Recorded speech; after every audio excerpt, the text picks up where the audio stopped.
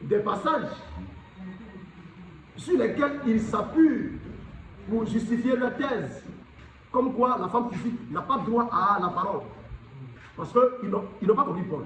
Donc, on va lire ces passages-là. Alléluia. Et puis, on va poursuivre. Que Dieu nous bénisse. Allons dans 1 Corinthiens 14 d'abord.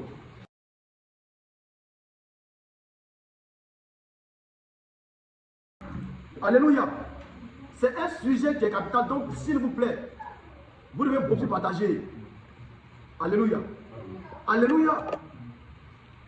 De sorte que les gens peuvent mentir sur Dieu au sujet de la femme physique.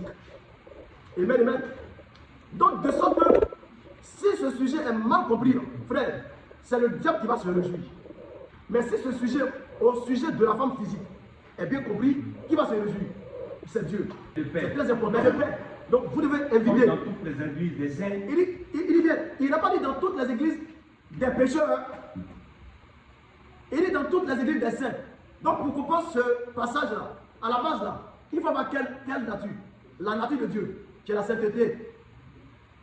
D'être juste, d'être lumière, d'être sans péché. Amen, amen. Donc, c'est un passage qui a été donné dans les épîtres.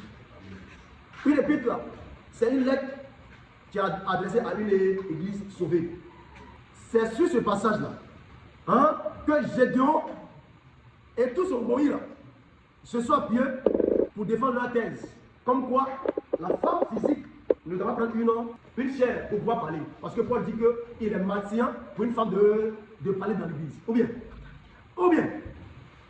Non, on sera béni. Ce matin, ce sera un matin béni. On le sait. Partagez ce direct-là, s'il vous plaît, massivement. Oui. Amen, amen. Oui. On va encore lire encore un autre passage du Paul.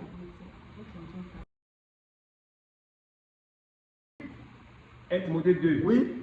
À partir du verset 11. Que la femme écoute l'instruction en silence. Donc encore, Paul encore donne encore cette même orientation à qui? À Timothée. Hein? Ça rappelle le nom. Donc on a lu comme un passage. Deux passages. Ok.